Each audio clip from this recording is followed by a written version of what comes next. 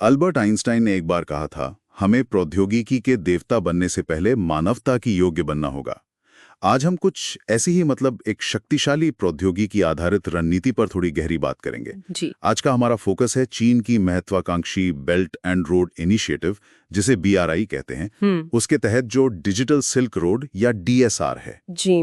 और उसकी smart city योजनाएं, खासतौर पे इंडो पैसिफिक क्षेत्र में इसका क्या असर हो रहा है। बिल्कुल।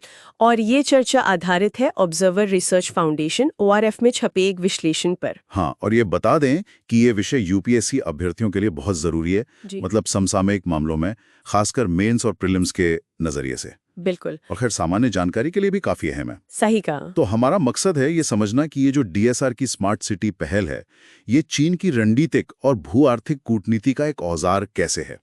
तो चलिए इसे थोड़ा खोल कर देखते हैं। सबसे पहले ये डिजिटल सिल्क रोड DSR, ये आखिर है क्या चीज? देखिए, DSR को 2017 में लॉन्च किया गया था। ये चीन का जो बहुत बड़ा BRI प्रोजेक्ट है ना, दुनिया भर में इंफ्रास्ट्रक्चर बनाने वाला। हाँ, बेल्ट एंड रोड इनिशिएटिव। जी, उसी का एक डिजिटल हिस्सा है DSR। इसका लक्ष्य है कि चीन के नेतृत्व में ICT मतलब इंफॉर्मेशन एंड कम्युनिकेशन टेक्नोलॉजी में सहयोग बढ़े, डिजिटल इंफ्रास्ट्रक्चर बने। अच्छा। और अगर आंकड़ों को देखें तो 2017 से 23 के बीच सिर्फ इंडो पैसिफिक में ही लगभग $22 बिलियन का निवेश हुआ इसके तहत। वो काफी बड़ा अमाउंट है ये तो। हाँ, और ये पैसा गया है टेलीकॉम में, AI वाली निगरानी में, क्लाउड कंप्यूटिंग, इन सब क्षेत्रों में। और ये जो स्मार्ट सिटी परियोजनाएं हैं, वो इसमें कैसे फिट होती हैं?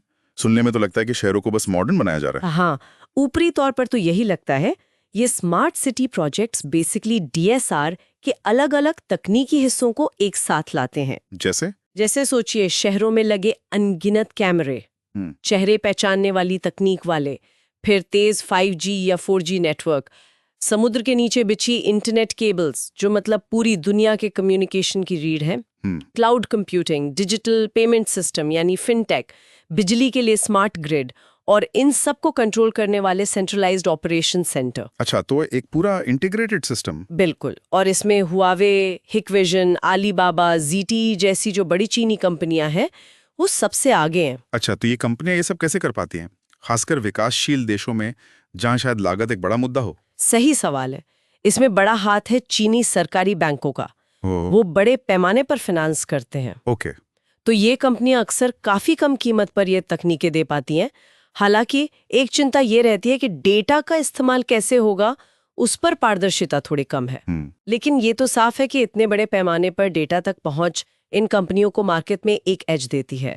और ORF का विश्लेषण इशारा करता है कि शायद ये चीन के इंटेलिजेंस कलेक्शन में भी मदद करता हो। चीन तो इसे विन विन कहता है, मतलब दोनों का फायदा। लेकिन ORF विश्लेषण कहता है कि इसके पीछे कई रणनीतिक लक्ष्य भी हैं। क्या ये सिर्फ व्यापार बढ़ाने की बात है या कुछ और गहरा है? नहीं, ये सिर्फ व्यापार से कहीं ज्यादा है। देखिए, आर्थिक लक्ष्य तो है ही, जैसे अपनी टेक कंपनियों के लिए एक्सपोर्ट मार्केट बनाना, देश में जो अतिरिक्त उत्पादन क्षमता है उसे खपाना। ठीक है। लेकिन रणनीतिक तौर पर देखें तो ये उभरती टेक्नोलॉजी में चीनी लीडरशिप को स्थापित करने की कोशिश है। चीनी मुद्रा युआन और उनके डिजिटल प्लेटफॉर्म्स को बढ़ावा देना है और भागीदार देशों को एक तरह से चीन केंद्रित डिजिटल सप्लाई चेन में बांधना। और क्या इसके कोई भू राजनीतिक या शासन संबंधी पहलू भी हैं, मतलब गवर्नेंस से जुड़े? हाँ, बिल्कुल है। एक अहम लक्ष्य है साइबर संप्रभुता का जो चीनी मॉडल है उसका निर्यात करना। साइबर संप्रभुता मतलब ये विचार कि हर देश को अपने इंटरनेट स्पेस पर पूरा कंट्रोल होना चाहिए। इसमें सेंसरशिप और निगरानी भी शामिल हो सकती है। अच्छा। फिर विदेशी डेटा और नेटवर्क तक पहुंच बनाना इंटेलिजेंस के लिहाज से जरूरी हो सकता है। और एक बहुत महत्वपूर्ण पहलू है जिसे कहते हैं वेपनाइज्ड इंटरडिपेंडेंस। वेपनाइज्ड इंटरडिपेंडेंस यानी निर्भरता को हथियार बनाना। बिल्कुल। मतलब जो निर्भरता बनाई गई है उसका इस्तेमाल अपनी शर्तें मनवाने या दबाव बनाने के लिए करना। तो संक्षेप में कहें तो ये सिर्फ इंफ्रास्ट्रक्चर नहीं है, ये प्रभाव का एक जाल बुनने जैसा है। इसका जमीनी असर क्या दिख रहा है, खासकर हमारे पड़ोस में, दक्षिण एशिया, दक्षिण पूर्व एशिया में? असर तो काफी साफ है। जैसे आसियान देशों में DSR निवेश $10 बिलियन से ज्यादा का है। हुआवे, अलीबाबा जैसी कंपनियां वहां 5G निगरानी सिस्टम्स में प्रमुख सप्लायर बन गई हैं। मिसाल के तौर पर मालदीव में हुआवे के नेटवर्क है, या पाकिस्तान में नए स्मार्ट सिटी प्रोजेक्ट्स बन रहे हैं। और वहां जो पीस अंडर सी केबल है, वो चीनी नियंत्रण वाले कराची और ग्वादर बंदरगाहों से जुड़ती हैं, तो ये विकास की आड़ में चीन को एक रणनीतिक बढ़त भी देते हैं। और आर्थिक निर्भरता का क्या? आपने पहले कर्ज का जिक्र किया था। हाँ, वो एक बहुत बड़ी चिंता है। कई देश भारी चीनी कर्ज के बोझ तले दब रहे हैं। जैसे पाकिस्तान का ही उदाहरण ले तो उसका BRI और DSR से जुड़ा कर्ज उसके कुल बाहरी कर्ज का करीब 22% यानी लगभग $28 बिलियन होने का अनुमान है। बाप रे, ये तो बहुत ज्यादा है। जी, और ये बीजिंग को जबरदस्त आर्थिक लीवरेज देता है। तो एक तरफ चीनी कंपनियों को मार्केट शेयर और मुनाफा मिलता है, दूसरी तरफ जो देश ये तकनीक ले रहे हैं वो आर्थिक रूप से चीन पर निर्भर होते जाते हैं। लेकिन क्या देश इस पर कोई प्रतिक्रिया नहीं दे रहे हैं? क्या वो इन जोखिमों को समझ नहीं पा रहे हैं? नहीं, ऐसा नहीं है। प्रतिक्रिया हो रही है। चीन पर ये जो डिजिटल निर्भरता बढ़ रही है, डेटा सुरक्षा की चिंताएं हैं, निगरानी के सवाल हैं और ये डर कि चीन इस निर्भरता का गलत फायदा उठा सकता है। इन सब वजहों से कई इंडो पैसिफिक देश अब चीन के साथ अपने जुड़ाव का मतलब अपने रिश्तों का पुनर्मूल्यांकन कर रहे हैं। कुछ DSR प्रोजेक्ट्स में देरी हुई है या उनमें बदलाव किए गए हैं, तो तस्वीर बदल भी रही है। तो संक्षेप में अगर कहें, DSR की जो स्मार्ट सिटी पहल है वो चीन की इंडो पैसिफिक रणनीति का एक अहम स्तंभ बन गई है।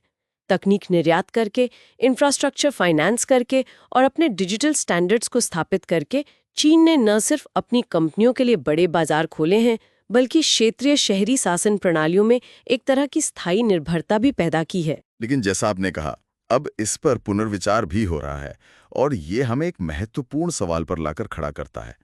श्रोताओं के लिए ये सोचने वाली बात है कि देश कैसे आधुनिक तकनीक के फायदे उठा सकते हैं बिना अपनी डिजिटल स्वायत्तता और लंबी अवधि की रणनीतिक स्वतंत्रता को दांव पर लगाए। या फिर क्या इंडो पैसिफिक में डिजिटल विकास के लिए चीन केंद्रित मॉडल के अलावा कोई और वैकल्पिक ढांचा हो सकता है? इस पूरी चर्चा पर आपके क्या विचार हैं? अगर आपके कोई सवाल है या आप किसी और विषय पर ऐसी ही गहरी चर्चा चाहते हैं तो नीचे टिप्पणी जरूर करें।